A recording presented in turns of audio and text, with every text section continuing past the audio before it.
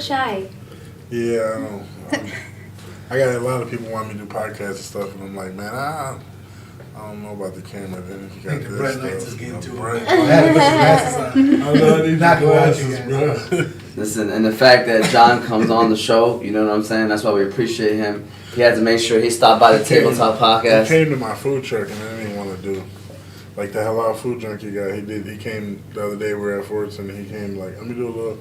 I was like, man, can somebody else do it? He's like, you're the owner. I'm like, Yeah. come on. Well, believe it or not, I ended up seeing that video too, and I started laughing. I was like, he got a hold of you. I remember you saying that he wanted to get a hold of you. He's been one that comes. A lot of I need people to want to try come. it. Yeah. A lot of people want to come, but He don't like the camera. I hate that. I don't like the camera. Yeah, for sure. Showcase my stuff or whatever, but There you go. John Ortiz, first of all, welcome to episode, believe it or not, 36 of the Table Talk Podcast. First of all, welcome back to the big sis. She hasn't been here in a minute. Asada hasn't been here too, but she's been traveling the States and stuff, and it's been over a month, believe it or not, since y'all been at this table. Time flies, Last time we were here, we were with the Qahwa House owner, Ibrahim, and, now we're with a couple of other business owners. We got John Ortiz from Hibachi Menu 313, and then we have Ayana Adam from Jador Laser. And we're going to get into them, introduce them. They're going to tell us a little bit about themselves. Again, this is episode 36 of the Table Talk Podcast.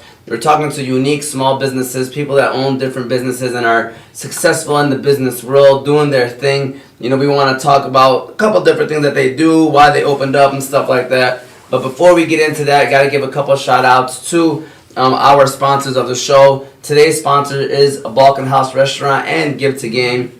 We're going to start off with the Balkan House Restaurant. They're famous for their doner kebab sandwich. They serve breakfast. All their food is halal. Service is A1. Always giving back to the community. Shout out to Juma. Shout out to Hassan. Shout out to everyone over there at the Balkan House Restaurant. Their Hamtramck location is 3028 Kniff Street, Hamtramck, Michigan. And their Ferndale location is 314 West 9 Mile Road, Ferndale, Michigan. If you ever want to stop by for some Balkan food, it's definitely the Balkan House Restaurant. Alright, so first, before I introduce the guests and let them talk, Abid, welcome back. How you been? People want to know how you've been doing and stuff like that. How's everything? No, we're good. Alhamdulillah. The weather's getting better, That's all that matters. Yep. Busy. Pick a date, another unique small business. Feel free to chime in about that too. Then you got Sada Thabit. How are you, Sada? Alhamdulillah, you guys are making me want to jump into a business. I gotta figure out what's my hobby and make it into business and make money with it. There you go. Well, you got the right people Very at the table. inspiring, yeah. They're gonna give you hopefully some advice and some stuff that you can do. So let's start off with the guests. Ayana, we can start off with you. You want to go ahead and maybe introduce yourself, tell us a little bit about yourself. What do you do? If you went to school, if you didn't go to school, anything like that. So go ahead and introduce yourself. So I'm Ayana. Thanks for having me here. Definitely feel more comfortable, obviously, being on the show with these two here. I feel like I'm just with my family, talking 100%. per usual. But yeah, I'm the owner of Jador Laser and Aesthetics. I've been operating since last August. Definitely not what I expected to be doing. I never thought in a million years I would be a laser hair removal technician, but I was in college for health administration, and then, COVID happened. I just felt like there were so many changes in my life, and I don't know, my dad always told me the best way to start a business is to find a problem and then the solution for it. So I felt like there were so many problems in that industry. So I was like, you know what, I'm just gonna do it myself. And then I found a program that I liked. It was actually in Dallas, so I went to Texas Laser Institute, and here I am. Here you are. All right, Yes. so I cannot continue the show unless we have both of the guests have to scoot over. We got to make sure we got them on the show. So, Sada, you need to scoot a little bit, making sure that people see who it is that's talking before we continue on with the show. But thank you for sharing that and for introducing yourself. And then you got my man John Ortiz in the building, Hibachi Menu 313. Tell us a little bit about yourself, John, by the way. My name is John Ortiz. I'm the owner of Hibachi Menu 313. We got 2 food trucks. Right now we have one open in Detroit. We have another one coming to Dearborn. We're going to be on 5074 Greenfield at the Sunoco. Hopefully next week, next Monday, we'll be opening up. We were out there during Ramadan but that was just for the month of Ramadan. I was using one trailer for both locations, so my new trailer will be ready by next week. So we'll be out there full time during the day, not during nighttime anymore. But yeah, that's pretty much it. I'm from Detroit. Originally, I moved to Dearborn when I was about 4 years old, and I've just been back and forth ever since. My mom stayed in Dearborn. My dad lived in Detroit. I live with my dad, but I was just back and forth. So that's why I got both of my trucks in Dearborn and Detroit, close to each other. Well, let me ask you this question. What made you want to move, like, your food from making it halal? Like, you decided to turn your food into halal, and why did you want to do that? Just, I grew up in Dearborn. I went to Dearborn schools. My sister is Muslim. I got 2 Muslim nieces. A lot of my friends, they only eat halal, When I would open my business, that's when I was hanging out more, I had nothing to do, so I was like, I was around more people that are Muslim, they ate halal meat, and then they're like, yo, if you're gonna do it, do this. My brother, he works at a spot in Dearborn, and they sell hibachi, and it's halal, and I was like, all right, I plan on coming to Dearborn because it's close to home. I live in Dearborn, so it just makes sense. And then my sister, she was like, you have to. There's no way you cannot do it. I'm like, all right, I got you. Yeah, so it was a no-brainer, and I got a good the place I get my meat from. I get my meat from Saad's Meat Market, so I got introduced to them, and I checked them out, and I was like, okay, yeah, this is where I want to.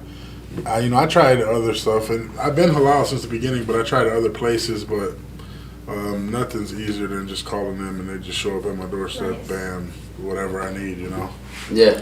Yeah, and Ayana, you mentioned something, I think you said about your dad. What was that quote that he said? That's a very good quote, by the way. I wanted you to repeat it. I think it was something along the lines of the best way to start a business is to find a problem, and then the solution. Yeah. I like that quote a lot. Shout out to Hakeem, great guy, by the way. Always looking out, always giving. I remember we had the Hamtramck versus Dearborn basketball game. By the way, Hamtramck won. I ain't gonna talk smack to him. By the way.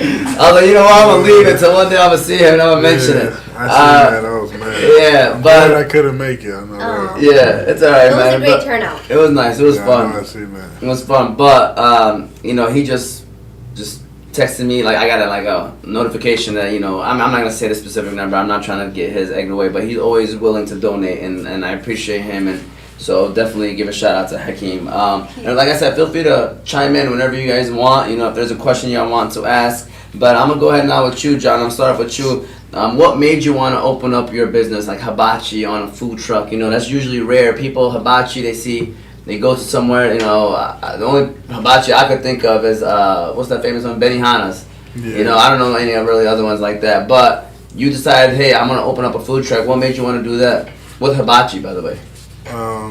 Food truck is something I always wanted to do since I was like, coming out of high school. When I was coming out of high school, they had a food truck open up by me, and I was like, man, this is a good concept. I always cooked. I always wanted to cook, but I was like, food truck.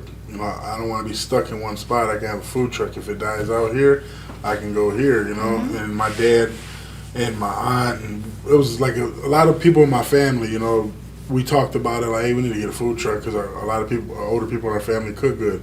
We need to get a food truck and throw the older people in the food truck, and I bet it'll do good. So it's something I always wanted to do. But the hibachi is just... it was, where I'm at in Southwest Detroit, there's a taco truck on every other corner. Mm-hmm. Like, before we came here, I was like, yo, let's get some tacos real quick. We're leaving my food truck. And I was like, go around the corner. There's 4 food trucks on 4 different, 2 block radius. There's 4 food trucks. I was like, we're going to catch one of them. And so when I got the food truck, I said, man, I can't do tacos, I'm not even Mexican, So I said, all right, we always wanted to do a Puerto Rican food truck. And then I said, it's a lot of their food's pork, Don't get me wrong, I eat it. I eat some of it, I try not to. But I was like, I don't want to do the same thing everybody's doing. It's all the same stuff, So like burgers, tacos, tacos, wings, stuff like that. And I had a couple other ideas, but I was in the other place you're just talking about, and with my son, he was, I want the chicken fried rice, and then do the tricks, and all right, so we would go there often, and then finally I went, and I was like, man, look, I'm not bringing you back here. This is you're making me spend $150, and it's not even like dude didn't do one trick. Right. Like, It's the same things over and over again. It's the train, it's the heart, you know. Yeah, but he didn't do none of that. Oh, and I was like, yeah. And the lady next to me, she had a big afro, right? She had rice all over her. Heck, She had rice because he was flipping the rice and he just didn't care. He was just, and I'm like, no, you know, we're not coming back here. Don't ask me to come back here. And I had the food truck, but I still was thinking, what am I going to do with my food truck? So it was like, I swear it was like a movie. I was like, look, when you want hibachi, I'll cook it on my food truck, you know? And then it was like a light bulb. It was like, bing. And I was like, no, that's what you're going to do with your truck. Because where I'm at in Southwest Detroit, like, there's only one hibachi restaurant in Detroit, period. And they're all the way on 6 Mile, you know? So I thought about it right there, and I was like, thank you for bringing me here today, because now I know what I'm going to do. And I just looked into it a little bit more in Michigan, and I started like studying it. There's only one other truck that did it, and they only do wraps. They do hibachi rice with the meat, and then they put it in a wrap. Mm-hmm. So I was like, listen, there's none around. I need something different, and I think it's gonna work. And it went crazy. I opened up for 2 days for a soft opening because my wife, I had the truck. I said, all right, I'm gonna chill for the summer, and I'm gonna do it after the winter. I'm gonna start up next year fresh. She put the name when it took me months to figure out the name. She put my name out there, and it's Hibachi Me. So I said, man, why'd you do that? Somebody's gonna take my idea. I'm trying to relax. I'm trying to relax, you know, for a couple months. And I was like, man, I gotta do something now, because if not, I wait 6 months. Somebody's gonna come out with a truck, and it's gonna be hibachi, you know. So I did a soft opening 2 days. 2 days only. It was Saturday and Sunday, and the turnout was like crazy. And I told everybody, all right, well, Sunday came, and I was like, all right, well, we'll be back after the winter. And everybody was like, no, what do you mean? Like, you can't do that to us. Just come out here and bam. Where I'm at, all the restaurants all the restaurants in our neighborhood are pretty much closed down. Yeah. You know, and there's a lot of food trucks. So they're like, man, you can't bring this to the neighborhood and not bring it back. Just leave us. So I was like, all right, well, next weekend I'll come out Saturday and Sunday. And then that week it was crazy. So I was like, all right, next week, Friday, Saturday, and Sunday. Next thing you know, I was going Thursday, Wednesday to Sunday, and it was just 5 days. And we haven't stopped since then. And by the way, for those that don't know, man, food A1. Yeah. All right, A1 food. And the best part about it is it's reasonable prices, too. I mean, it's hibachi at the end of the day, but very reasonable prices, man. That's why I respect it. And especially for those that are Muslim, it's halal food, man. It's halal food, too. So definitely it's delicious, A1. So I do want to ask, do you do the tricks? Nah. Like I tell everybody from the beginning, I'm like, I can throw some shrimp tails at you and charge you double if you want, but I don't do no tricks, buddy. But it's gonna be like magic when you eat my food. I promise you that. Yeah, do you cater as well? Are you? I do catering. I do events. That's why I got my second truck, because I got so many people overwhelming me with these graduation parties and stuff. Yes. And where I'm at, my location I'm at, I never moved. We started in October 28th of 2020, and I never moved from that spot, you know. So now I got a truck, and everybody's like, oh, come do my party, come do this, but I'm doing really good. So it's like, if I was to leave and say, hey, I'm going to go over here and do this party, and then my customers that held me down for like 2 years almost already, we're a year and a half in, then I'm basically telling them, like, forget you. You know? So wait, I was saying, how did you teach yourself how to make hibachi? Did you just like go on YouTube, or do you have like a family? No, I cook, but another thing is, like, a lot of my family worked at Ayana.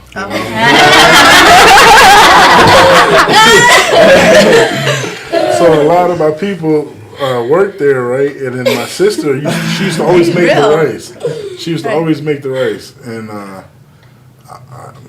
stole her It's a idea. family business. Stole her idea, so no.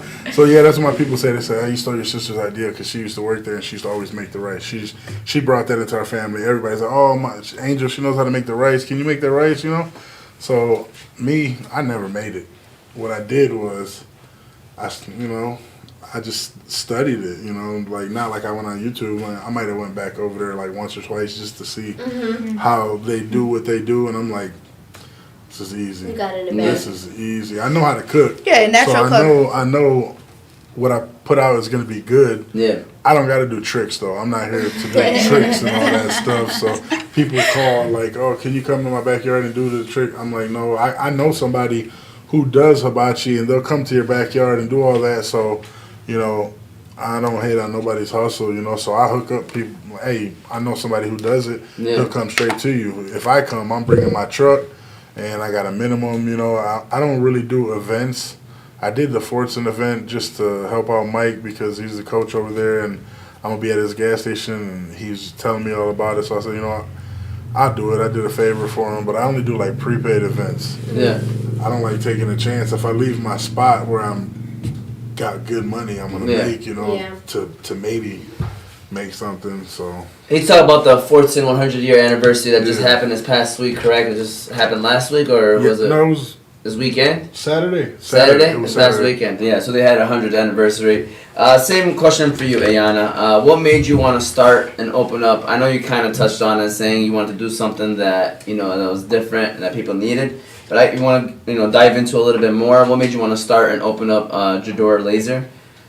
Well, first and foremost, I want to say I really respect that he made the decision to get a second food truck, to not leave. Like, I caught that, and I thought that's so, like, I respect that a lot. I love when people don't kind of forget, like, where, you kind of came from, what helped you, like, get there, I'm actually thinking about maybe moving like out of the state, so it's been like a big I really want to move to Texas like within a year. We want to do it. Nice. It's nice. But like my business has been stressing me out. I'm like I cannot like just pick up my business and leave it. Like I just can't do it. It's like your baby, literally. It's like my baby, cultivate it. Made it out of nothing, quite literally. But so I feel like growing up, I always me alone, I'm unconventional as hell, like, me as a person, so it's like there was no way, like, I knew from a very young age, like, I was going to do something. I didn't know I was going to be, like, a laser person, but, like, I knew that I was going to eventually have my own business of some sort, and, I brought up my dad already once, but it's like that guy literally, like, paved the road for me to want to be a business owner. Like, I would see, like, my mom's side of the family, and then you guys know, like, I'm half Mexican, and, like, seeing them, like, just, like, work so hard, and it's, like, you're still barely, like, making it, you know what I mean? And then, like, I see my dad, and it's, like, they also came from nothing, but it's, like, financial freedom and really, like, paving your own way. It's just, like, I don't know, like, working smarter, not harder type of thing. Being your own boss. Being your own boss, like, seeing that, like, hey, like, my dad can, like, if he wanted to, like, just go come pick me up and like we can just go to the park and like do whatever, where it's like like from my mom's side I would be like it's work. You have a boss, you have people that you have to answer to, and it's like you're your own boss. You don't really have to do that. Obviously it's with great reward comes great responsibility. It's still a huge responsibility, and but it's like at the end of the day it's like you are your own boss. But what really I definitely wanted to do something, but I just didn't really know what, and like thinking like I would brainstorm and think like what do I want to do, what do I want to open, what's even possible. Like I don't have a degree yet, I don't have like money to be able to invest into something that would be like a huge be able to just go open something, you know what I mean? It just doesn't. And I feel like especially being a female and like being young, like even if I wanted to go to like an investor and be like, hey, do this thing, you know what I mean? Like I have this great idea. I feel like nobody's gonna like really take, not nobody, but it's like it was very, very hard for me to like even come across someone that would even like give me the opportunity to hear me out. Mm-hmm. And it's like even with my dad, I've seen this guy have like dozens of businesses, and it's like not all of them were successful, but it's like at the end of the day, like he tried, like he would open something, close, like it would close, it would open and close, like, but I would see him like give it a shot, and it wasn't like normal. Risking it. Yeah, you really have to take risks sometimes, and you know, it's like this guy would not, like, I remember even, like, from the beginning, like, one of his first businesses when I was younger, I remember because, like, I fell in front of the building and I got a scar. Cute, like, went through my hand and I got a scar. So, it was like, I never forget. But it was, like, Munch and Crunch. It was, like, a pizza but ice cream place. It was, like, it just was, like, never conventional. And I think one of the other places was, like, a tanning salon. I was like, what Yemeni person do you know that owns a tanning salon? It just doesn't make sense. Yeah. So, bottom line is that, like, I'm brainstorming. I'm like, what do I want to do? And then, I mean, they know this, but I actually got laser hair removal done, like, before, like, on myself, and I got bad experience after bad experience, and there's so many people that I know that just kept getting these bad experiences. You know, something that's, like, not taken seriously. At the end of the day, it's a medical device. You have to work with the physician. I'm contracted with a physician. I just felt like people were not taking it seriously. Like, you're literally burning people left and right. I got burned so bad. And I was like, you know what? Maybe it's my area. So I was like, I went to West Bloomfield, to a place in West Bloomfield. I was like, you know, like, they're legit. They know what they're doing. They burned me even worse. Like, so bad to the point. And it's like the lady didn't even have proper, like, not to knock anybody's business, but it's like they didn't even have proper protocol of, like, what to do if it did happen. Like, she ended up wrapping the burns in plastic wrap. And, like, I'm thinking, like, she knows what she's doing. Like, that's the right thing to do. She put ultrasound gel, she wrapped it in plastic. But ultimately, that only... ignited the... Yeah, like, it literally was, like, cooking. And it was, like, I'm driving, and it's just, like, my legs are burning, and it's just, like, getting worse and worse and worse. And I ended up getting into an accident because, like, it just was, like, one thing after another. I ended up, like, rear-ending this lady in front of me, and she comes out, and she's, like, yelling at me, and I'm just, like... I'm burning. I'm like, I'm burned. And she just was, like... Okay, she just, like, left me alone. But I was like, okay, one, the safety, like, that's a huge problem. Like, I see this problem that needs to be fixed.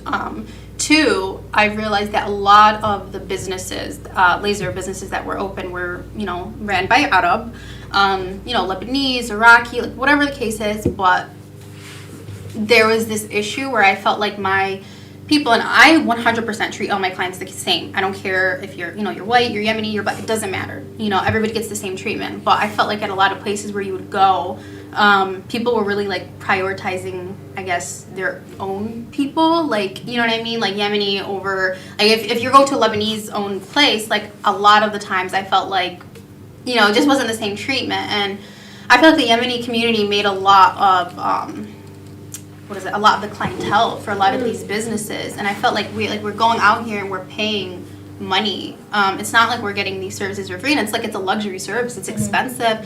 And I just felt like we weren't getting, like, what we deserved, like, with the respect with going and getting these services done. So I felt like that was the biggest reason why I wanted to open my business, because I felt like I wanted to give my people and all people that sense of security. And, like, you're paying for this service, you're going to get the best service, and you're going to be, you know, really cared about and satisfied. You're going to get results. It's going to be safe. I mean, I turn away, like, my clients know, like, we go over a series of, like, you know, 12 questions before every single appointment. If any of these questions that they answer yes to, like sun exposure, you can't be in the sun before an appointment, like, whatever the case is, like, I turn them away. Like, I send them home. Like, I don't want anybody's, you're very honest with I don't want anybody's money. Like, I turn away probably, I want to say, like, 20% of my clients that come and they want to, like, laser certain parts of their bodies, and it's like not everybody's a good candidate.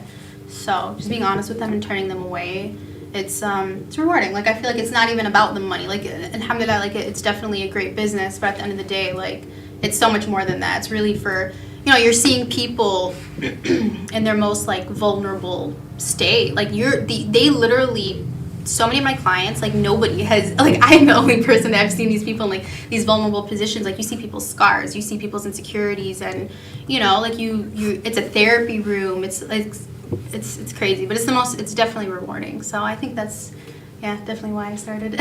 Well, both of you guys shared your stories, and the crowd right now, making sure that the crowd is not sleeping. And I think they are sleeping right now. We gotta make sure the crowd is not sleeping on this other. They don't want to give a round of applause. Well, we want to give a round of applause. All right, sorry about that. All right, thank you for both sharing your stories. I think it's a good time for you, Abid, too. I want to hear, you know, because it's a good time to talk about Pick a Date, right? Pick a Date. You know, you can tell us about it. I don't think we ever really, like, gave it, like, a proper, you know, going into the story in detail. So, Pick a Date. You want to tell people a little bit about Pick a Date? I can relate to what you said because when I initially started, and to you as well, it was during COVID. I teach first grade. I'm a teacher at Hart before Pick a Day started. And the COVID happened. We were at home. I was done with school. I was bored. I was on TikTok, like literally, and I seen this girl in California start these picnics, these luxury picnics, and I'm like, bro, I can do that. I was like, I can do that. You know what I'm saying? So I started off with 2 people, and I wanted to test trial with my brother and his wife for his birthday, and she, I did it for her, but I didn't want to start. Like, I just wanted to, practice. And then she posted it on Instagram or on Snapchat, and I'm like, oh my God, now I have to start. You know what I'm saying? So literally that night, I made an Instagram. I was sitting on his chair, and I came up with the name, like Pick a Day, like picnic, like PIC. I mean, you know what I'm saying? And after that, it's been like thing after thing, and now like I do birthdays, anniversaries, and engagements. I do balloon garlands. It literally went from just a picnic for 2 people to now it's just like 25. Up to 30 to 50, depending on if you want tables and chairs. Like now it's a whole full-on decorating business. So do you do like the little picnics and stuff like that? Mm-hmm. Oh, okay, yeah. I know some people do that. That's nice. Yeah, very nice. So, and I believe I am the first one in Michigan. I started in January 2020. In the winter, doing it at home, because usually they do it outside only, but I do it at home. Yeah, indoors, outdoors, and hers is just so very luxurious. They're so nice. I do want to say that Abid has done a picnic for me before too, and she's amazing. Like I've grown up seeing Abid be like literally my big sister. So I'm so proud of her. Like you said. Listen, I'm proud of you. Stop. And I've been in one of her sessions. Like honestly, it's relaxing and it's definitely therapy. For sure. Well, definitely. You could easily feel comfortable in her presence. Listen, if we're going to start getting emotional here, let me know. Me and Abid are like so emotional. Like my little sister. Let me know right now. All right, get the napkins ready and stuff. All right. So, what are some of the items that you sell or service to your customers and clients? Like, you want to just maybe run through it? You can start off with you. What are some stuff that you do? So, I basically just do laser hair removal services. I also do varicose vein removal, which is pretty cool. I kept my name as Jador Laser and Aesthetics, just in case there's like room to grow. I actually just got a new suite in Cosmo Salon Studios. I just got my keys today. I'm so happy about it. But it's in like downtown West Dearborn, so it's really nice. Yeah. Very that's like a loft for different sections for different. Yeah, it's literally right next to Waffle House. So oh no way! Yeah. I love that. Just gonna like recycle my money. They're gonna take all your money. I was gonna say they're gonna take all your money. That's awesome. How about you, John? That's What do you sell at Hibachi Menu 313? Food. Yeah. So I did the Hibachi Menu, and I knew like you can't just stick to just hibachi. So although I really can, I've done it at sometimes like, you know what, there's no chicken wing. It's crazy out here trying to shop, sometimes there's no chicken wings. Yeah. I can't get no chicken wings, so I can't bring you guys no chicken wings. So today we don't got chicken wings, And I do, so I added a couple things to my menu. I tested a lot of stuff out in the beginning. I was doing funnel cakes and all that stuff. I still do them from time to time, but we got a hibachi menu. It's chicken, steak, shrimp. We do lobster tail sometimes and salmon. Yeah. That comes with the rice and the vegetables. Then I added some fries. Not too many people know about them. Like when my sister heard about them, she said, "Oh, that sounds disgusting." So we take really good like beer batter fries. We put Alfredo sauce, any meat of your choice, green onion and Parmesan on top. Man, you're making me hungry. I know. I real talk. I ain't trying to. But wait, hold on. Did you man. drive the truck here? No, they're out there right now. Though they're out there right now working. I was working till about 4. But yeah, so we do Alfredo fry, and you can get whatever meat you want on it. I don't care. I have a question. Do you have any noodles?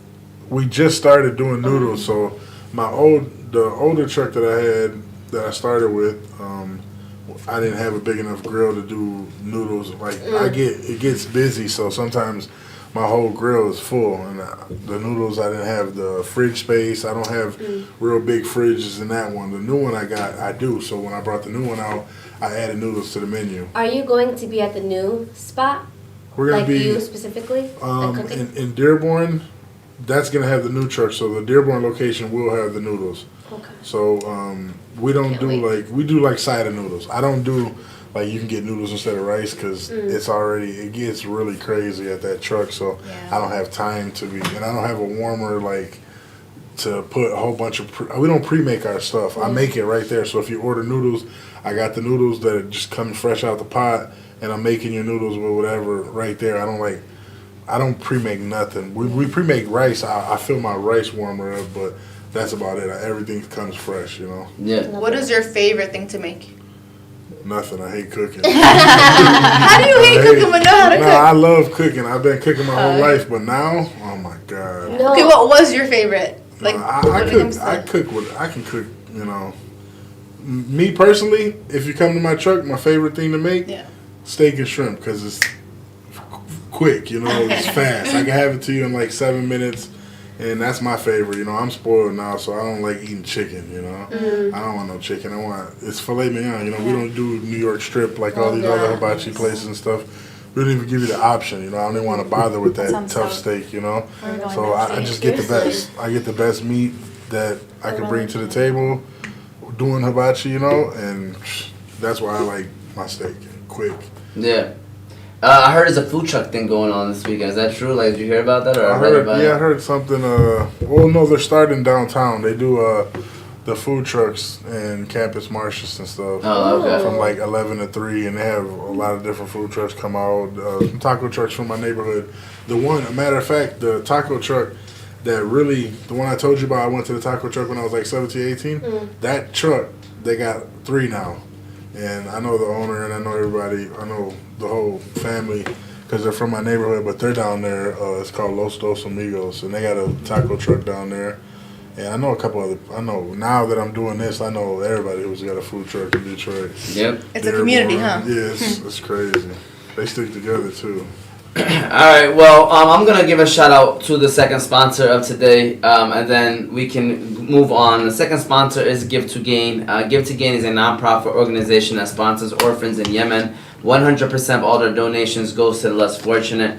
They wanted to make sure that everybody that donates out there, they appreciate you. For those of you that are wondering why Yemen, it's the largest humanitarian crisis and aid operation. 5 million people are at risk of famine. 15 million people need water or sanitation support. So if you're looking to donate, their Venmo is at give2gain. Their Zelle is 313-445-8638. And their Cash App is the money symbol, give2gain. Shout out to Rico for helping us shed light on this situation. The reason why I mentioned this is because during the month of Ramadan, the Dearborn community, the Muslim community in our community, lost a great soul, Muhammad Saleh, due to a tragic motorcycle accident.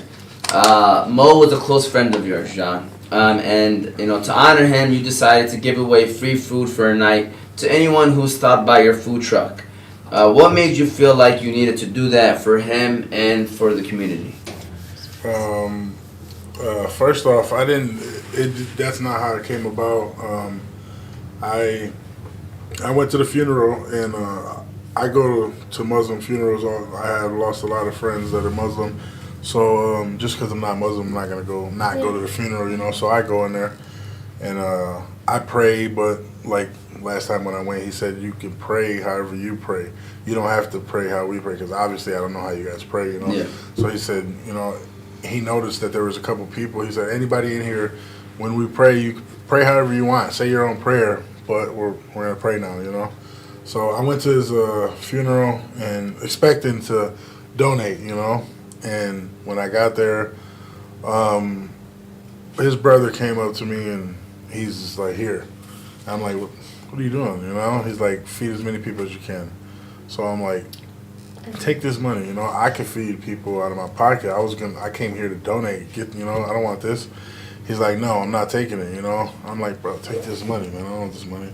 He said, please just feed as many people as you can. Can you do that for me? And I'm like, yeah, I can do that. Why not? All I got to do is just volunteer my time. And so I went and got everything lined up. And I could have, he gave me this much money. I'm going to sell this many plates. But I was like, no. And some people I work with, they were like, oh, we're working that day. I said, look, if you can work, you're going to have to work for free. Like, I'm donating my time, you know, I'm going out here on a Saturday night where I could make good money, you know. I was like, but I'm not even selling food. I'm just giving out free. So I went and got the most economical. I went and got chicken. I got a bunch of chicken. And I said, all right, I'm going to make a whole bunch of food and I'm just going to pass out free food that night. And a lot of people came and they're like, no, here, I'm going to give you money. I don't want no. But I was still here. You're taking free dinner. I don't care. You're taking it home to somebody. So fed as many people as I could that night. That's how it went down. Wow. And he kept it real too. Yeah. He kept it real too, you know. Like, I appreciate him saying that because, you know, people could have just let it slide by and just let it go. So, you know, you I don't making want to take credit for nothing that they do. I mean, I did, you know, my part. I tried to, they wouldn't let me donate that. I don't know, that funeral, nobody donated. They didn't. I don't know why, but I guess they raised a lot of money for the water wells and what was it, in Yemen and Pakistan? Yeah, so. Like, that's like the new wave, and honestly, I love that. That's the best thing to do. Yeah, that's great. It's like $4,000 for one, and I think my boy Mo, he's probably at like 100,000 already. So he's got 40 water wells that. Just him alone, you know. And the water is something that you can always donate, and it's constant, like you said, continuous and nonstop. So, you know, I wanted to share that, man, because this is something that I saw him doing, and obviously John is always giving out to other places as well. So, definitely wanted to share that story. Appreciate the guy that he is, and I, you know, again, thank you for sharing that, and even being real too, and mentioning what you did mention. I didn't ask you what are some of the items and services that you do with Piggy Day. I mean, I know kind of it's pretty simple, but like, can you give us like different kinds of picnics that you've done, maybe so people can have an idea of what are some of the stuff that you do, or parties? So picnic-wise, I do up to 30 people, any theme. A lot of people are saying, would ask me like, oh, do you have packages? I do any theme. So anything, let me know. I work with budgets. I do dessert tables. I do wood paneling, like a personalized wood paneling. Balloon garlands of all kinds. I've worked with many schools with arches and sort of that sort. I've done parties up to 60 people, but that's with like tables and chairs. Just basically contact me and I can help you. You know, I'm like open birthdays, to Valentine's Day, anniversaries, graduation season right now. I don't do weddings. But like if they're That's having I've done wedding. I am doing one for my friend, but that's because she's my friend. But I just brides and all. Like, I just don't want to be. I don't want to be in charge of that. No bridezilla. Yeah, but any celebration, literally anything. You know, even grand openings, like stuff like that too. So like just anything in particular. All right, Ayana, next question goes to you. What's the hardest part about owning your business? Ooh. Hardest part about owning my business, I would say definitely not the work. I love the work.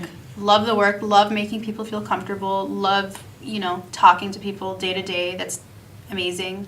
I would say the hardest part is, you know, like with being your own boss, like you're going to have to miss out on things sometimes. You're going to have to work late. You're going to have to work early. You're going to have to put in all those extra hours and, you know, miss birthdays, miss parties sometimes because, you know, sometimes, I mean, I don't work that late sometimes, but I do have my late days and I would say where I'm leaving at like 8 o'clock at night. You know, that's pretty late.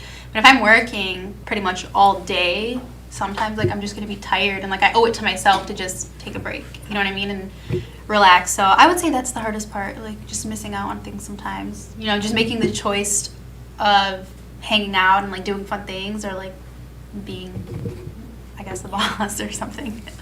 John, do you agree with that, or do you have a different? No, yeah, that's what I was gonna say about like the hardest part of my job of owning a business is my son. He does it.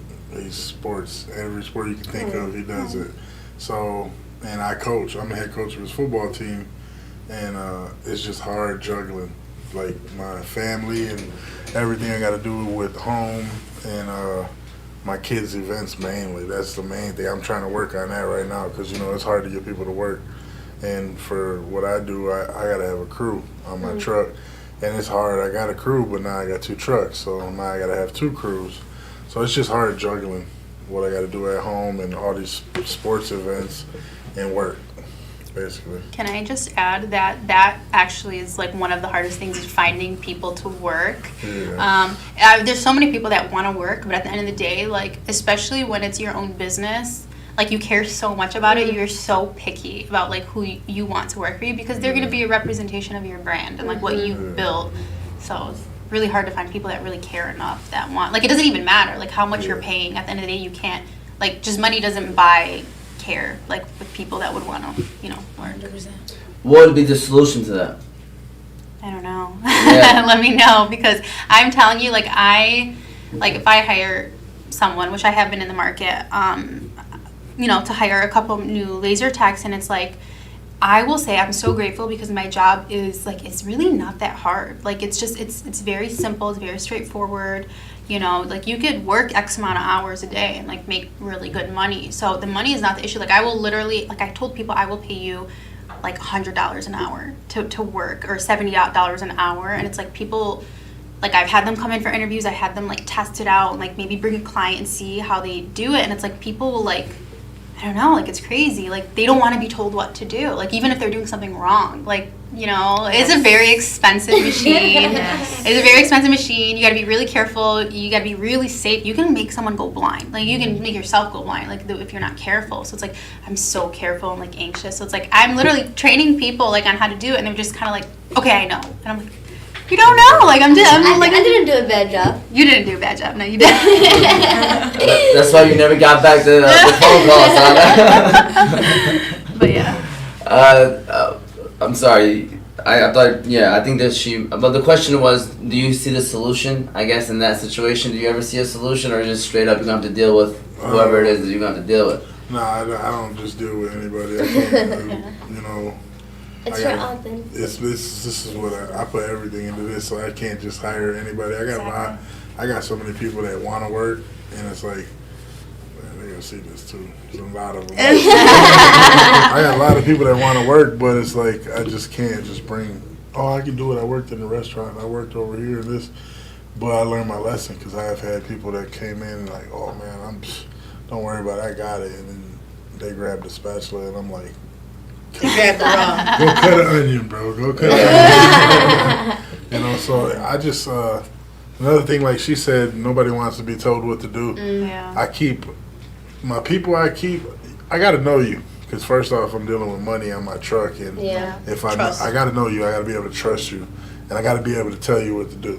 You know, I got to be able to tell you like it is and you not get all, you know, butthurt and get all mad. Because if you're working with me, we got a relationship for years. I don't just let people I just ran. Oh, I met him a couple years. Hey, you want to work with me? No, I got to know you for a long time. So if we get in an argument, we're good. Yeah. I tell you what to do. Hey, man, shut up. I know what I'm doing. You don't know what you're doing, all right? You don't know. Yeah. Somebody else off the street, you can't do that. Because Right. then you ain't got nobody working for you tomorrow. So it's like, I don't like experimenting with people. Yeah. I keep all my, I got family that works for me. My mom works for me. My sister works for me. My brother works for me. My wife works for me. Like lifelong friends, like my boy here, I know him 20 years. You know, he works for me when he can. He works full time, but whenever I need help, the people I go to, I know them, and I know they could do what I need them to do. I don't have to worry. Yeah, that's some great advice too, by the way, when you're looking for people. I mean, first of all, hardest part about owning a business? I've never missed any of my son's games until recently, and it's because of the business. Yeah. You gotta. I think the hardest part for me is saying no to clients. Like if I'm busy, having a full-time job, teaching, and then like sometimes I'm bending myself backwards to make be able to be there for people. And it's crazy because when you don't go yourself to events, people are like, oh, why aren't you coming to set up? Well, why aren't you doing it for me? And I have like 3 people that I can trust that can do an event, like certain parts of the event. If it's like just a picnic, style or whatever, because they've been with me since the beginning, seeing me do it over and over again. And the thing is, it's crazy because my son ends up being the one helping me too. You know what I'm saying? The other day he was like, Mama, I could do it by myself. I was like, you can't drive. So no, you can't do it, But just in the heavy lifting, packing and unpacking, I hate that part the most. Packing and unpacking.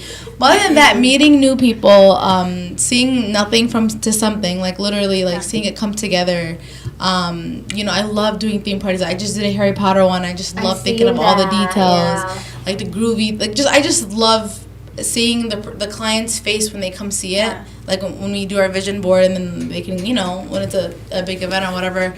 I don't know. It's definitely saying no to clients and staying organized and missing out on family. Like I didn't go to the beach with you guys, so because I had an event. It's just I seen her, and when I woke up, she's like, "Must be nice."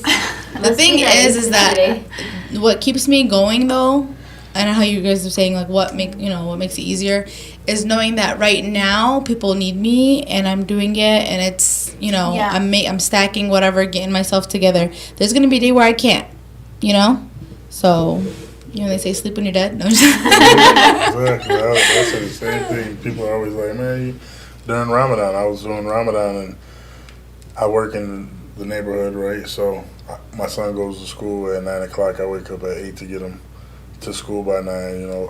I'm the fun parent, so we go to breakfast and all that, because I work so much, so I don't get that much time with him. I probably won't see him all day, He'll be asleep when I come home, 9:30, 10 o'clock.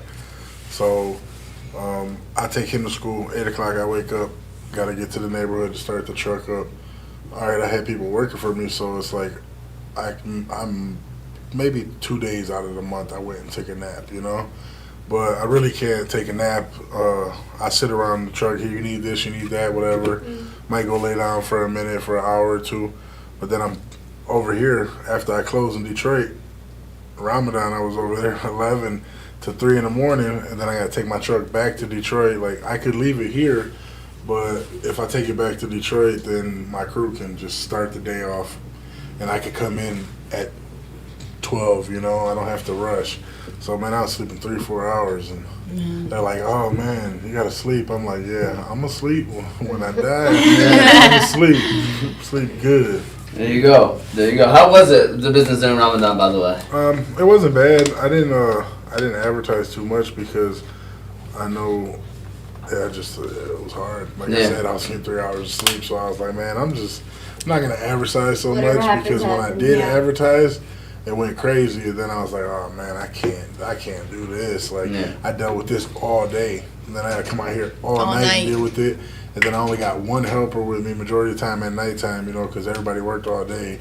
So it's like, man, I'm stop advertising. Just they know I'm here. I just posted on my Instagram, Facebook, hey, I'm here. If you catch me, you catch me. If not, I'm sorry. Yeah. It wasn't bad though. I can't complain. There you go. So moving on from the hardest part. What's the best part of owning your business? And I answered both. It's okay. So, but we can start off with you. Do you want to add on to it? What is the best part about owning the business? Meeting new people and being able to bring someone's vision to life. Literally. It makes you feel good. I'm not going to lie. John wants to have the money. And the money. It's not even all about the money, man. It's just about, like, when I started, I was coming from Amazon, man, and if you work for Amazon, that's like slave work. Oh yeah, I heard that. So that was like, I'm done. I'm not working for no body peon, I'm working at Amazon. I'm like, man, I'm working for a peon, dude, and he's telling me I'm out there delivering 5,000 packages a week. That's crazy. And the last couple times I worked for a week, and they're like, oh yeah, we messed up on your check. I'm like, yo, I got a $50 check. I delivered 5,000 packages this week. $50? Okay, and they did it again, and I was like, yeah, I'm done. So it's like, I'm taking a leap of faith, and bam, it worked. But that's it right there, not having an answer to nobody, man. If I don't want to work today, I don't do, like, she does clients and she has her appointments and stuff like that. No, I don't do it like that. I mean, I'm not going to take off an event. If I have an event, I'm doing the event no matter what, but if I'm working 5 days a week on the food truck, hey, if I don't want to open up on Tuesday, I can't open up on Tuesday. Like right now, I finally got it to where I have enough people. Like I'm here and they're over there working. Like you can pull up right now and get some food if you want. And I'm over here doing the podcast, So that's a good thing, and I don't have to worry about nobody's telling me you didn't do your job like this. I got to deal with a couple customers once. I like not trying to toot my own horn. I don't get. I got a 5-star review. Nice. Oh, you go to Google, you check me out. I had probably 2 bad reviews on Google, but you can go on there and read. Like, that's just somebody that's bitter. I had somebody like make a fake Instagram, and they said I sold them liver instead of steak, and they posted it on my page, and everybody was like, attacked them like, you're stupid. Like, if you don't know the difference between liver and steak, like, people were telling them, what, you been eating Lunchables your whole life? Hot Pockets? And then they said, they're like, I got food poisoning. And I said, man, look, if you really got if I get food poisoning, I'm not going to make a fake page and give you a bad review. I'm going straight to my phone. Hey, John Ortiz gave you a bad review, not somebody that doesn't even exist. Yeah. I'm like, look, if you want to come at me, come at me. Step up, let me know. Hey, exactly. Say it with your chest, man. What happened? Talk to me. And it was just somebody that obviously didn't like me. So that's the only reason I got a bad review. Yeah. I really don't get bad reviews. You're gonna. Yeah, it's gonna happen. Yeah. That's I tell my workers, man, like, they'll call me like, somebody's gonna call you because they said this plate wasn't as big as the one in the picture. And I was like, I don't give a shit, bro. Like, don't call me. I don't care. What do you mean? You call me for something like that? Because, well, I paid this much for this food and I wanted more. Okay, you wanted more. I don't, pay more money. It costs, Some people, they put a picture up and maybe they said, hey, I want a triple threat, but add salmon to it. And they're like, they don't know that they paid $15 extra. So, hey, my plate doesn't look like his plate. My boy got this plate. Well, your boy paid $45 and you paid $25. Yeah. Your plate's not going to look like your boy's plate, buddy. Sorry. Yeah, you're going to deal with people like that. But I even tell them, they get all paranoid and they call me, like, when I'm not there. Somebody did. Don't worry about it. Just keep going. Not everyone's going to like you. Yeah, everybody's not going to like you. You're going to have them type of people. And the more people you have, the number might go up a little bit. So there you go. Ayana, best part about owning your business? Best part of owning my business, I would say, is it feels really good when people trust you. When people trust you enough to really open up to you, literally see them again, like I said, in the most vulnerable position anyone can really be in. I would say it's that too. It really is like a therapy room. I mean, sometimes. And you gotta understand, it's not everybody, whatever, little hair. No, I have a lot of clients that come that have diseases or medical issues, where they have a lot more hair than what they would really be comfortable with. And it's, it's really hard sometimes to see people that, when you see that that's something that really they struggle with, they don't want to leave their house because they have facial hair, they have something going on. And when you when they start to see a difference and they start to feel so confident and come back, you're you just feel so good that you're really making a difference in someone's life. So I would say it's that, and also the therapy thing. Sometimes I have a lot of moms that come in, and I think it's so beautiful. I have a lot of Yemeni middle-aged older moms that come in, and this is the first thing they've ever done for themselves. Literally, I'll say do you do, no, the first thing that they've ever actually went in and paid for to do for themselves. And I just feel so honored that, and happy that they're actually doing something for themselves. Yeah. Self-care. Self-care. I mean, nice to see them doing it, even though it's a little later in their lives. It's nice for them to recognize it. Hopefully, maybe that's their kids that's pushing them to go out and take care of themselves. And I'm looking at you, Sada, because I feel like we haven't heard too much from you. I've been making comments. Yeah, you've been throwing comments. Any other comments you want to throw? Because we're about to actually, believe it or not, move on to the last final question. You have any other comments you want to say? Or? I need to try his food, and I need to make an appointment. Another appointment. I was 2 months and I haven't made an appointment. I know, I was thinking about it the other day. Let me. There you go. All right. So, my final question is, what advice do you have for someone who, I guess, wants to open up their own business but are having a hard time taking that next step? Someone that has their eyes set on opening a business, but are afraid to make that move, John. And so I'm going to start off with you. I'm looking at you, John, first. What advice do you have for someone that, is stuck at Amazon and doesn't think that they want to take that leap of faith? Run. All right, there you go. But, yeah, if you're stuck at Amazon, run. But if not, I don't know. My main thing was, actually believing like you can do it. It's something I always wanted to do, but then when I got there to the point to where like, okay, physically I can do this, but can I really, like mentally, can I really do this? I was like, you know what, might as well. When I was, like I told you, I wanted to do that when I was 17, you know. I always told myself, all right, I really don't share this with people. I was like, by the time I'm 30, right, with my life, I wasn't thinking, when I was young, I wasn't thinking about, oh, tomorrow I might not be here. I was just thinking I'm going to be here forever, you know. Yeah. So I said, look, by the time I'm 30, if I can have me a business that's actually doing, you know, good, I'll be happy. I was 32 when I got it. So my main thing is like, don't give up. If you want to do it, if it's something that you really want to do, you love, like she said, figure out a hobby.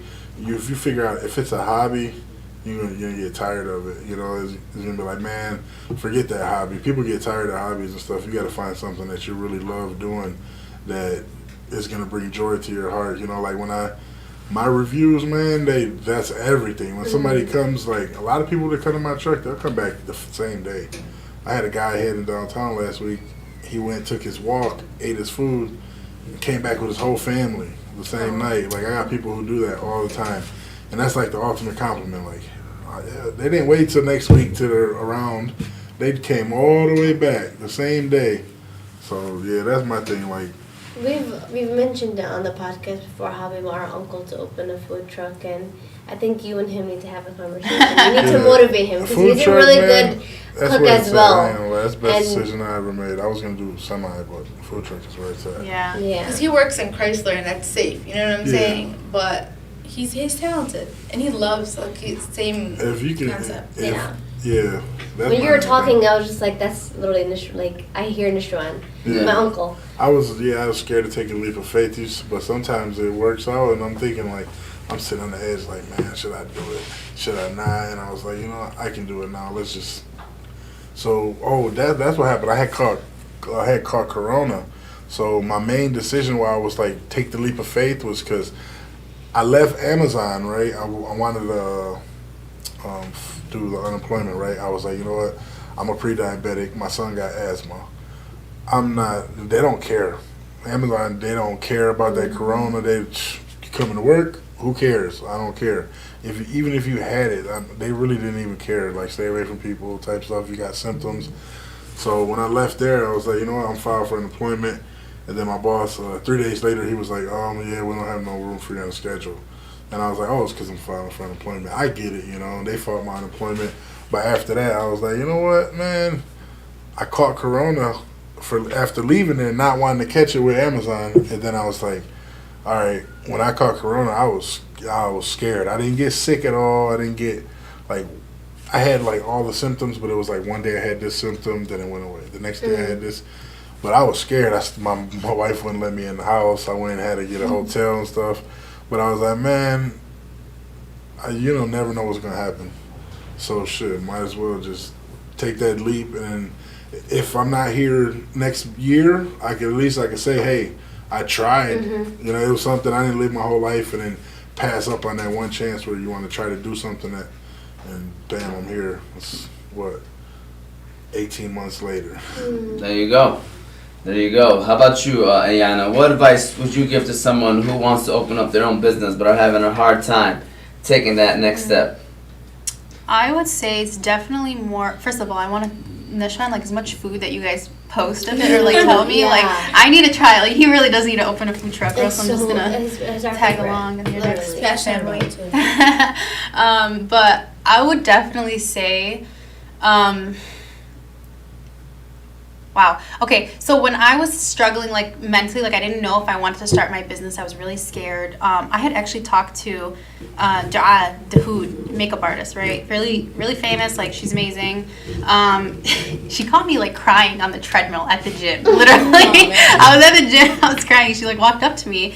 And then I think she said something along the lines of, just, like, if you're scared to open a business, then you shouldn't be a business owner, because, like, being a business owner, you really got to, like, have, some confidence in yourself. So I feel like the people that want to do it, it's more to do with them. That people that want to do it that don't do it, it's more to do with them than it does the business. Like, it's not the vision, it's not the idea, it's not the business. It's more of you know, like they're not as confident in themselves. So it's like when you're confident with yourself and your product, you know it's good, you know that you're giving the best that you can give, then, you know, that's when you're ready to really do it. So, like, and it happens to all of us. Like, I'm sure, like, with you doing, like, a new event, like, maybe you have, like, a little bit of anxiety, like, maybe it's not going to hit today, or maybe it's not going to be it, like... That was me Saturday, man. Yeah. I got anxiety, too, yeah. so it's even worse. I just got the keys today to Cosmo, and I was so excited, and I was like, ooh, like... You know, it's double my rent. Literally, it's like more expensive, more overhead. And I got like this fear, and I'm like, ooh, like, did I make the right decision? So it's like, it's always life is. You're always gonna have like doubts. You know what I mean? But you just gotta keep going. Great risk, great reward. You know, it's always gonna be worth it in the end. It's always a lesson. You know, for sure. It's either like. Again, like my dad, like I've always had, thank God I've watched him like close like 12 fail with so many businesses, but he was so resilient, like with, okay, like you tried it. On to the next, like, you know what I mean? So it's nice. I bet the same question for you, by the way. Great answers from everybody so far. Pressure's on you now. I believe you have to match up what they just said. So, I was always the type of person that's like, you need to go to school, you need to get a degree, and you need to get a job. You know, and the crazy part about it is that, like, being in my, 30s, it was the first time where I felt like I can actually do something, for myself. And I kind of, like, regret all the years that I, stayed. I was a para for 7 years before I actually became a teacher. And they weren't paying me it wasn't a lot. You know what I'm saying? And I was living with that amount of money because it was safe. And then now, like, alhamdulillah, mashallah, I don't want to, like, not myself. Like, I can make, in a weekend, if I actually push myself, I can make what I make in a month as a teacher. Yeah. You know what I'm saying? So it's like you really have to sit here and think about yourself and what you can do and your talents and try new things and be about it. But I feel like a lot of the times people like to tell their friends or their family about a business proposal or a business, and then they shoot them down, and then they let it go. So I have a quote, I just came to my head. And it's, bees don't waste their time explaining to flies that honey is better than shit. Excuse my language. So sometimes your vision, is not something someone else, another person can, like, see it. Because you can see it. You can have that full vision. They don't see it. And then by hearing them, like, put it down, like, who's going to, like, I mean, I had family members tell me, who's going to want a picnic? Yeah. Who's going to want, like, oh my God, there's so many people doing decor. Or there's so many. We suck at that. Yeah. That's like the greatest thing, because I'm horrible at, like, date planning and stuff like that. Yeah. There you go. I would so much rather give you some money and say, hey, help me survive the life. Make me look good. Make me look good. So it's gotten to the point where I actually, not only do I decorate the event, like, I'll give them the games. Like, if it's a baby shower, I'll even provide the games. I'll literally, like, whatever they need, for that event to make it go smoothly. Like, I'll help them. I just don't do food. I don't cook. So. Gotta get a hibachi. That's the thing. There you go. I just don't do food. Like, they try to tell me, like, I'm like, I don't do food. Like she said, I can set up everything for you, but not the food. You said you, like, about telling people, explaining to people your goals and stuff. I read something not too long ago, like a couple years ago. It's like a scientific fact that if you tell somebody your plans, your brain tells you that I'm content. I told him I was going to do it. I don't have to do it. Yeah. So I read on there and I was like, you know what? That's why I procrastinate so much, because I tell, hey, I'm about to do this. And it's like, okay, well, when are you going to do that? When are you going to do that? And I thank God for my wife, because she's the one, she put my name out there. I had no choice. It was like, look, I've always been a businessman. I always know I wanted to own a business. But it's like, all right, now I got something that I thought was really unique for my area where I'm at in the neighborhood. And I was like, man, I can't let this slip through my hands. I got everything to do it now. I just got to get up off my butt, Yeah. Go do it. Sorry. Really quickly to add on to what you said about even, like, rejection. Like, not everybody's going to see your vision. Not everybody's going to agree. I was thinking that. Like I said, you have to be contracted with a doctor in the state of Michigan, and they kind of oversee your clients with you. I had, like, I had everything. I already had my license to work. I already, had basically, I placed the order for my machine already, and it's coming, like, within a month. So it's like I have to start making. It's a $60,000 machine. So it's like I gotta start working so that I can like pay for this machine. And every doctor that I would go to basically present to, they would turn me down. So I had like 4 doctors that said basically like, we don't want the liability. We don't want to work with you.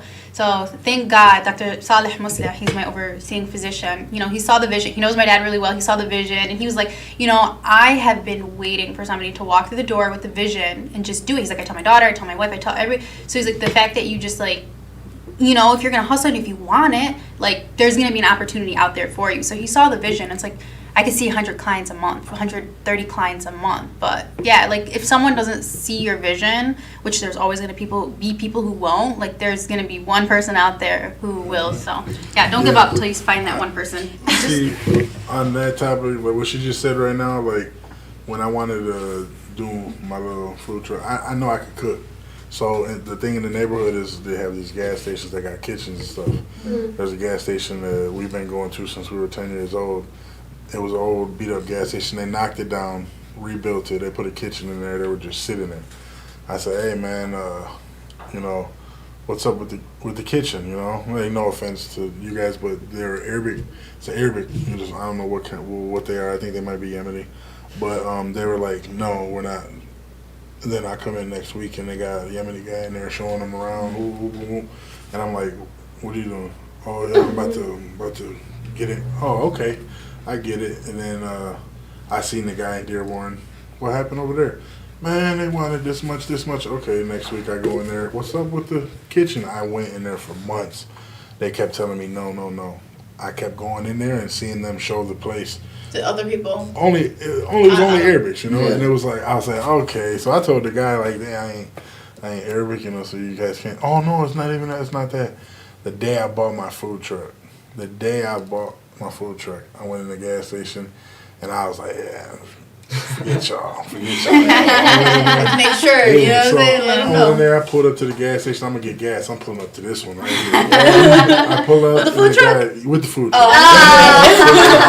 The guy says, first thing he says to me, "Hey, bro, you want to rent it back? We're going to do it next week. We're going to finish it out." I said, "Man, I just spent my life savings, bro. I ain't paying y'all." I tried to give them people $10,000 deposit. I said, "I know what I'm gonna do is gonna work. I give you a deposit, you know, and I want to sign only if I can sign a year lease, you know, because I don't want you to." I did it before with my boy, and I did what I was doing, and then he gave me the boot and had somebody else come in that I had helping me and try to do my recipes and stuff like that. So I was like, only way I'm doing is if I'm signing a contract. Yeah. They're no. I try to give them big money to hold. Like, here's a security deposit because I know it's gonna work. You know, you don't got to worry about nothing. Man, the day I bought my trailer, they're like, "Oh, you want the kitchen?" And I was like, I was so happy to tell them no. And now since Tables have turned. Man, since I've started, they've had 3 businesses in that gas station. None working. They can't sell nothing. They had a guy come in there. He was an older Arabic guy. Never really cooked. He didn't cook, but he had an idea of bringing shawarmas there. He didn't have the shawarma thing. He just had meat and put it on the pan and stuff. Couldn't sell a sandwich out of there. They had 2 other chicken places. Man, they're just sitting there all day, nothing's happening in there. And they're like, you don't want this? And I'm like, bro, now I got 2 food trucks. I don't need you at all, man. I don't want nothing to do with you. Sounds like their mistakes. Definitely their mistake right there. Sure. And by the way, my wife has said, I love her quotes on the shows. Yes, we miss Abed's quotes. Abed usually gives us a quote or 2 on the day, so definitely enjoy that. Well, believe it or not, this is a time for any final words, any last closing remarks. Ayana, if you want to say any last closing remarks, John, anybody, Sada, Abed, this is your opportunity. Did you want to say something, Ayana? Just thanks for having me on the show. I actually have a podcast. I did 1 episode and I never did it again. So it's really hard. It's hard to do. So props to you for continuing this and doing it. Yeah, being very consistent. Thank you. I appreciate it. And we definitely can have you come on a show. I know this is more about talking about your business. I'm sure you would like to come on a future show to talk about any other hot topics happening in the community. John, did you ever have any other closing statements you want to say? How people can reach you? By the way, we're gonna come back to you on that. How can people follow you and reach you and stuff like that? We got an Instagram and we have a Facebook. So our Instagram is hibachi_me313. And our Facebook is a little bit different. I didn't know what I was doing when I made it. I'm old. I'm 33, so I don't know about. I was trying to make it look like, oh, these people do these pages with all these underscores. Yeah. Put too many underscores. Our Facebook is hibachi_me_313. Well, if you search up Hibachi Menu 313, it'll be one of the top ones popping If you look up. up Hibachi food truck, Listen, mine is. Google, I'm 32. Mine is pick_A_D. underscore. See, yeah. But yeah, I just want to say thank you for having me come out, be a part of this. I remember when you started this, so you guys came a long way. You said 36 shows? Yeah, it's been 36, man. That's crazy. Time flies, man. Time flies. How can people follow you, by the way, Ayana? Jador.laser on Instagram. Nobody DM me for an appointment. There's a link in my bio. Archie, how about you? I'm on Instagram. Pick a day, so PIC like picnic _A_date. And the only reason why I have that many underscores is because the names are taken. So like you have to be a little Keep creative. up the good work, everyone. Yeah, keep up the great work. Again, this was episode 36 of the Table Talk podcast. We talked about some unique small businesses that are around the community. Hope you guys can support small businesses, support any businesses that are around the community, especially the ones that support the community as well. So go ahead, Evan. So if you have an idea, do your research, and if you're passionate about it, just do it. Don't overthink. Yeah. Just do it like a Nike. I asked you, right? What was your advice? Did I ask you that or no? You probably did, but I Okay, yeah, I think you did. I just Alright. thought about Just it. wanted to make sure, alright. But yeah, with that said, again, you can watch this on Ozmedia's YouTube page. You can listen to it later on Apple and Spotify podcasts under Ozmedia. We'll be back again next week, Monday. It's going to be a Would You Rather, so we're going to talk about some different topics that are happening, and we're going to kind of debate them. So looking forward to that. Again, thank you all for watching. We will see you all next week. We hope you all have a great rest of your day and go out and enjoy the sun and enjoy some